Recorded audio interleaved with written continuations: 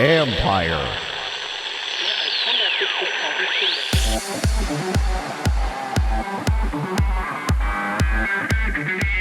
Gaming is part of a championship story in KC. Call of Duty in many ways is the social platform of choice.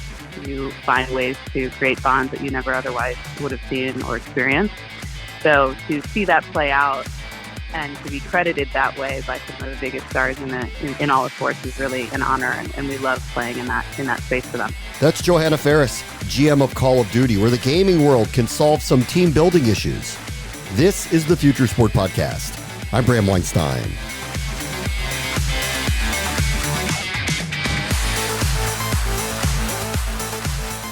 It was an interesting sell that we got here. When the Chiefs were not playing optimum football, Call of Duty served as a chemistry building activity. Did I fall for that one hook, line, and sinker? Maybe you'll be the judge in this interview. But certainly gaming and big-time sports have intersected. And what the future holds technically and socially, it's definitely worth the conversation.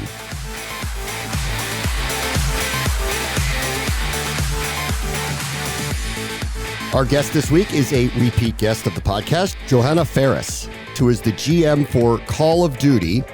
And I got to tell you, Johanna, I initially got a pitch to speak to you again, and I'm skeptical of it because the pitch is Call of Duty played a prominent role in the Kansas City Chiefs winning the Super Bowl. So I'll let you explain it from there.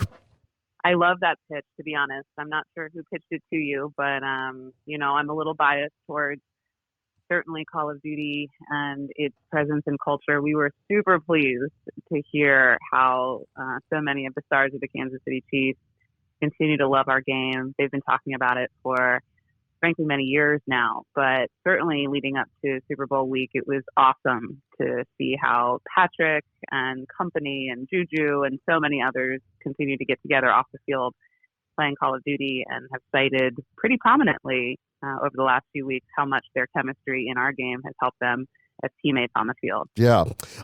Essentially, they have talked about how somewhere in the middle of the season, and they've all been playing the game for a while, but somewhere in the middle of the season, it actually helped team chemistry when they had hit, a downturn in their season. Can you kind of share with us like what you saw them say, what you heard them say, and how video games and Call of Duty can lead to team bonding? Yeah, in particular, I think a lot of them speak to their love for playing Warzone, which we hear so often from so many different athletes and celebrities across culture.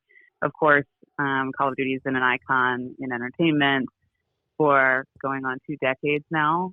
We are somewhat familiar with that as a play space for some of the biggest A-list talent across so many different categories and industries. Specifically with the Chiefs throughout this season, a lot of the guys would talk about how that was their moment to unwind off of the field, to work together in a way that they find really fun and specific to, their preferred way of escaping, I think, a lot of the hard work they have to put in, certainly as athletes.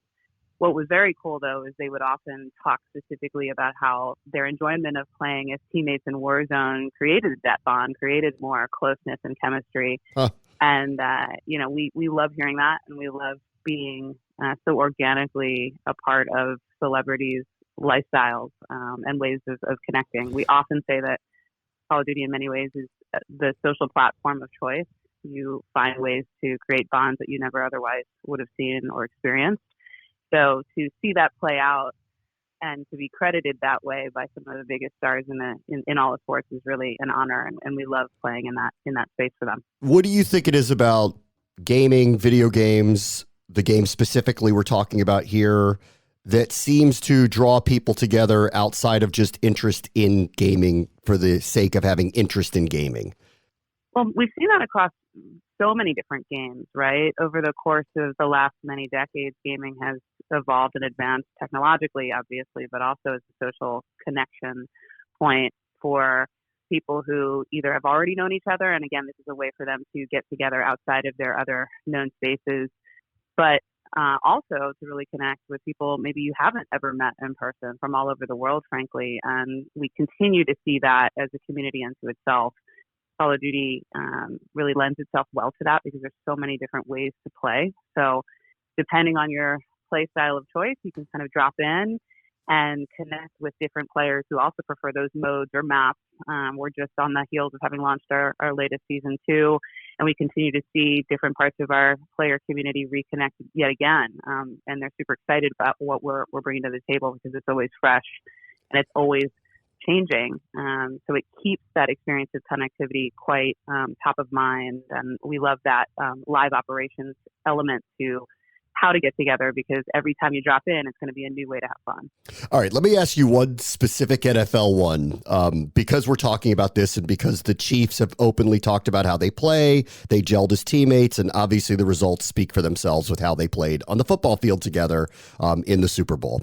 All right, when the season started, there was a story about a star quarterback who plays too much Call of Duty, so that they put what they described as a homework clause in his contract, which was eventually taken out. But that's a very different story about gaming. So I wonder if you look into things like that and go, okay, what's the happy balance between people who take part in our game and those who perceive it to be too much of a distraction?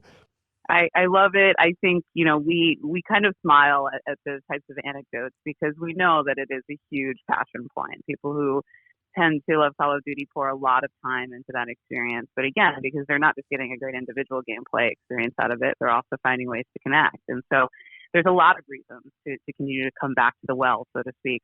When we hear that, though, I don't think we think about that as much about over-indexing in our gameplay.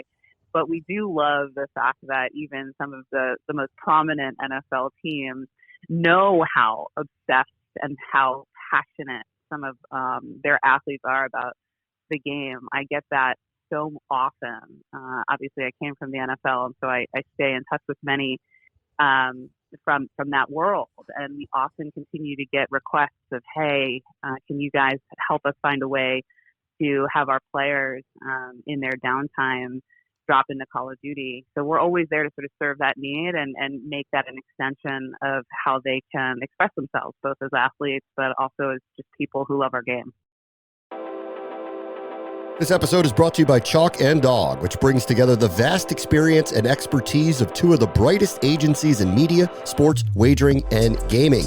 With deep roots in the UK and the US, the agency offers expert guidance in everything from market entry to market expansion for startups as well as established global brands powered by best-in-class communication and creative experts. Chalk and Dog has vast international experience and delivers results-oriented, tailor-made solutions for B2B and B2C organizations. So all these prominent athletes, play Call of Duty or other games. They're involved. A lot of them have become active on Twitch streams and that type of stuff. This goes across the board for many different athletes and entertainers that are involved in gaming like this. What I've been waiting for, and maybe it exists and I haven't followed it closely enough, is where's the natural partnership between Call of Duty and the NFL or teams? And do you think that is something that will be bridged here down the road because they are so active in gaming? It already does exist. Call of Duty, again, we often show up with the NFL, just as an example to your question, at the NFL draft annually. We've become part and parcel of that experience in many ways. Oftentimes on the draft red carpet, for example, we have some of our draftees and top prospects coming out of college who love Call of Duty, sometimes even putting that into their fashion when they step out for their biggest night in being drafted up to the pros.